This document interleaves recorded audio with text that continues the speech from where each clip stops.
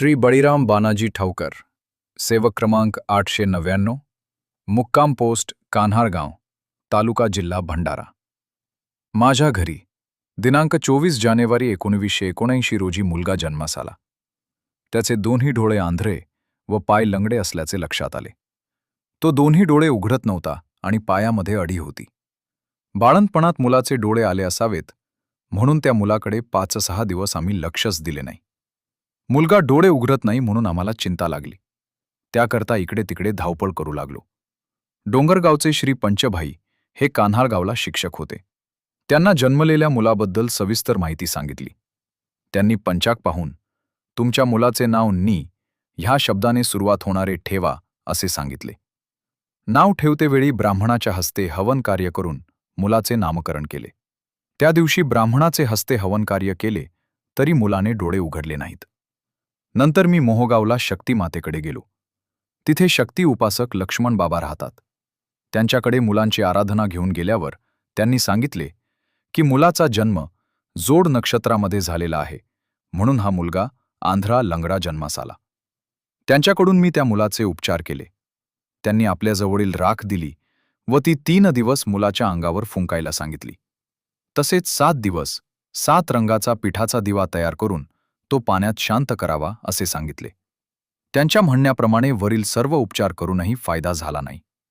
नंतर डॉक्टर कोरडे, medical officer, प्राथमिक स्वास्थ्य केंद्र मोहाडी यांनी मुलाला दाखवले.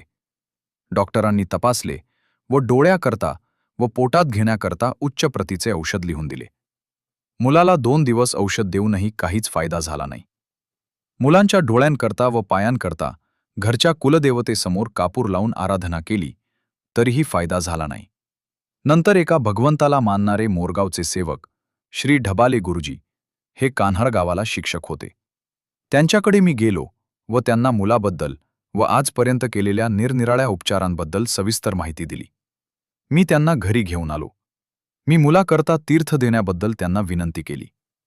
त्यांनी मुलांकरता तीर्थ करून दिले व सांगितले की मुलाचे औषध बंद करूनही तुम्ही 5 दिवसांचे साधे कार्य करा. दिनांक 7 डिसेंबर 1979 ला कार्यास सुरुवात केली. तो मुलाच्या जन्माचा 15वा दिवस होता. मुलाने साध्या कार्याच्या 3ऱ्या दिवशी डोळे उघडून पाहण्यास सुरुवात केली. तेव्हा माझा या तत्वावर पूर्ण विश्वास बसला. कार्याच्या 4थ्या दिवशी बाबांचा दौरा भंडारबोडीला असताना मी त्यांना भेटायला गेलो. भेटीत मी सर्व अनुभव बाबांना सांगितले.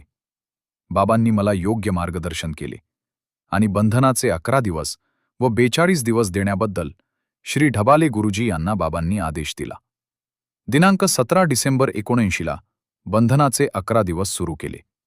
त्या अवधीमध्ये दिनांक 12 डिसेंबर 1979 ला मला स्वप्नात जागृती मिळाली. महान त्यागी बाबा जुमदेवजी स्वयं आले व मला म्हणाले, "अरे उठ, बाबा आले. त्यांचे पाय धुवून दे." मी पाण्याची बादली व पाट घेऊन बाहेर निघालो. पाट खाली ठेवला तर भगवान बाबा हनुमानजी पाटावर चढले. मी त्यांचे पाय धुवून दिले. नंतर महान त्यागी बाबा जुमदेवजी पाटावर चढले. मी त्यांचे पण पाय धुवून दिले. नंतर दोघेही मी ज्या ठिकाणी परमेश्वराला ज्योत लावित होतो त्या ठिकाणी आले.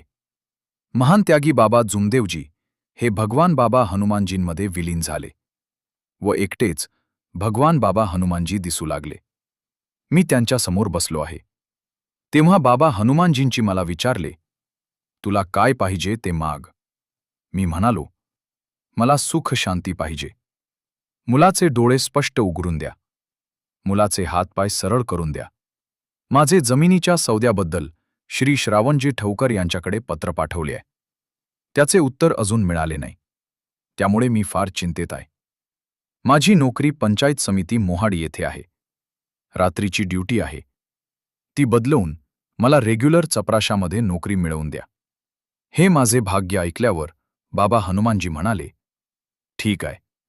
तुझ्या पत्राचं उत्तर उद्या येईल." तेव्हा मी विचारले, "रजिस्ट्रीची तारीख कोणती पक्की होईल?" बाबा हनुमानजी बोलले, 22 फेब्रुवारी 1979 ला रजिस्ट्री होईल. तुझी नोकरी बदलेल. बाबा हनुमानजी स्वतः मुलाजवळ जाऊन त्यांनी दोन्ही हातांनी मुलाचे डोळे उघडले व पाय धरून ओढले व पुन्हा जागेवर येऊन बसले. मला जाग आली. दुसऱ्याच दिवशी सोमवारला एक आंतरदेशीय पत्र मला मिळाले. त्या पत्रात ठळक अक्षरात लिहिले होते की दिनांक 22 फेब्रुवारी 1979 रोजी गुरुवारला नागपूरहून भंडाऱ्याला येतो. तुम्ही पण भंडाऱ्याला येऊन आपली रजिस्ट्री करून घ्यावी. जागृतीमध्ये भगवान बाबा हनुमानजीने सांगितल्याप्रमाणे बरोबर पत्र आले. रजिस्ट्री झाली. मुलाचे डोळे व हातपाय सरळ झाले व कुटुंबात समाधान सुद्धा लाभले. दुसऱ्या दिवशी मंगळवार होता. मला चिंता पडली की मी घरी 3,000 रुपये ठेवले होते. मी रात्री नोकरीसाठी मोहाडी येथे जाईन. घरी आई व पत्नी आहे. जिकडे तिकडे डाके पडत आहेत, त्यामुळे मला चिंता वाटू लागली. त्या दिवशी पुन्हा जागृती मिळाली. मोठ्या जोराने ठा ठा ठा असा आवाज झाला. मी उठून पाहिले तर ज्या पेटीत पैसे ठेवले होते त्या पेटीवर एक मोठा साप गुंडाळी घालून वर फणा करून बसलेला मला दिसला. मी त्याला म्हणालो, तू साप नाहीस, तू बाबा हनुमानजीच आहेस. तेव्हा त्यांनी फणा हलवला आणि मला जाग आली. दुसऱ्या दिवशी ही हकीकत सांगण्याकरता मी श्री ढबाले गुरुजी यांच्याकडे गेलो. तेव्हा ढबाले गुरुजींनी सांगितले की आपला भगवान जागृत आहे. आपल्याला कोणत्याही प्रकारची चिंता करण्याची गरज नाही. रक्षण करणारा व सांभाळणारा भगवान आहे. 42 दिवसांचे कार्य सुरू असताना मी एक दिवस रस्त्यावर गेलो. तिथे मला दुर्गाप्रसाद नावाचा एक मुलगा ऊस घेऊन जात होता. मी त्यांच्याकडून ऊस घेतला, पण पैसे द्यायला विसरलो. ऊस खाल्ल्यावर मी घरी परत आलो. मुलीला खूप ताप आला होता. काही वेळाने आपण ऊसाचे पैसे दिले नाहीत हे लक्षात आले. या चुकीबद्दल भगवान बाबा हनुमानजींची क्षमा मागण्याकरता कापूर लावून म्हणालो, जर खरोखर तू भगवान आहेस तर माझ्या मुलीचा ताप ताबडतोब कमी कर. मी त्या मुलाला ऊसाचे पैसे परत करतो असे सांगून पैसे परत करण्याकरता गेलो. पैसे देऊन घरी परत आलो. माझ्या मुलीचा ताप कमी झाला असून मुलगी खेळत आहे असे दिसले. याप्रमाणे परमेश्वराने माझे शब्द ऐकून ते खडे करून दाखविले. ही परमेश्वराचीच कृपा होय. अशा प्रकारे मी 42 दिवसांची कार्याची 10 एप्रिल 1979 हवन कार्य करून समाप्ती केली. तेव्हापासून माझ्या कुटुंबात सुख, शांती आणि समाधान एकाच भगवंताच्या कृपेने व महान त्यागी बाबा जुमदेवजींच्या मार्गदर्शनाने सतत लाभले आहे. अशा कृपेला मी जीवनात सांभाळून ठेवीन.